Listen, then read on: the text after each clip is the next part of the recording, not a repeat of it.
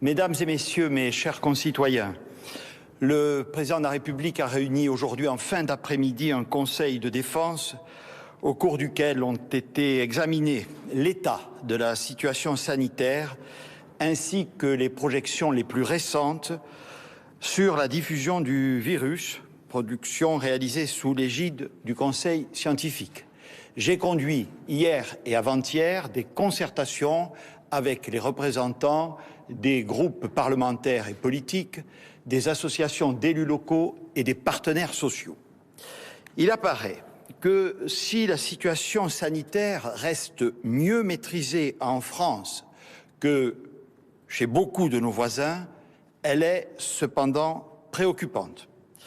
Près de 27 000 de nos compatriotes sont hospitalisés pour Covid. Plus de 3 000 personnes sont en réanimation. Et je veux saluer une nouvelle fois l'engagement de nos soignants. La progression des variants dits anglais et sud-africains fait peser un fort risque d'accélération de l'épidémie. La question d'un confinement se pose légitimement compte tenu de ces données. Mais nous en connaissons l'impact très lourd pour les Français sur tous les plans. Ce soir, nous considérons, au regard des chiffres des derniers jours, que nous pouvons encore nous donner une chance de l'éviter. C'est pourquoi, en complément des mesures de couvre-feu qui ont produit des effets réels mais insuffisants, nous avons décidé de prendre sans délai les mesures complémentaires suivantes. Toute entrée en France et toute sortie de notre territoire à destination ou en provenance d'un pays extérieur à l'Union européenne sera interdite, sauf motif impérieux. Cela s'appliquera à partir de dimanche 0 heure. Toute entrée en France à partir d'un pays de l'Union européenne sera conditionnée à la réalisation d'un test PCR, à l'exception des travailleurs transfrontaliers. Tous les déplacements en provenance et en direction de tous nos territoires ultramarins seront également soumis désormais à la production de motifs impérieux. À compter de ce dimanche, les centres commerciaux non alimentaires d'une surface supérieure à 20 000 m², c'est-à-dire ceux qui favorisent le plus de brassage des populations, seront fermés. Dès lundi, les jauges seront renforcées dans toutes les grandes surfaces. Le « quoi qu'il en coûte », prêt garanti par l'État, fonds de solidarité, chômage partiel, s'appliquera bien sûr pour tous les salariés et les entreprises concernées. Dans toutes les entreprises où cela est possible, le recours effectif au télétravail devra être renforcé.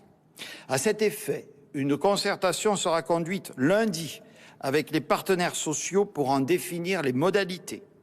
Ce principe s'appliquera de la même manière dans les administrations publiques.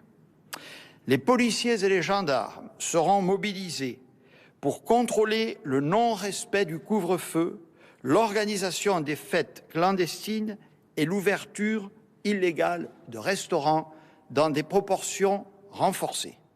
Les dérives de quelques-uns ne sauraient ruiner les efforts de tous.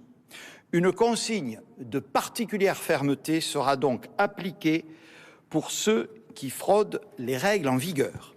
Enfin, dès la semaine prochaine, notre stratégie tester, alerter, protéger sera amplifiée.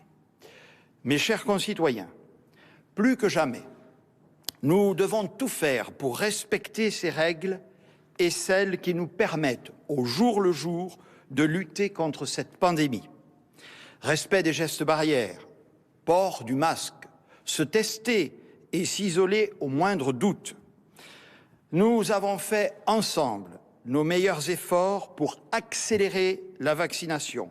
Et ce soir, près d'1,5 million de Français ont reçu leur première injection. Notre devoir est de tout mettre en œuvre pour éviter un nouveau confinement et les prochains jours seront déterminants. Soyons très vigilants, mais ayons confiance, car à chaque étape, les efforts collectifs et individuels que nous avons faits ont été payants. Et du fond du cœur, je vous en remercie.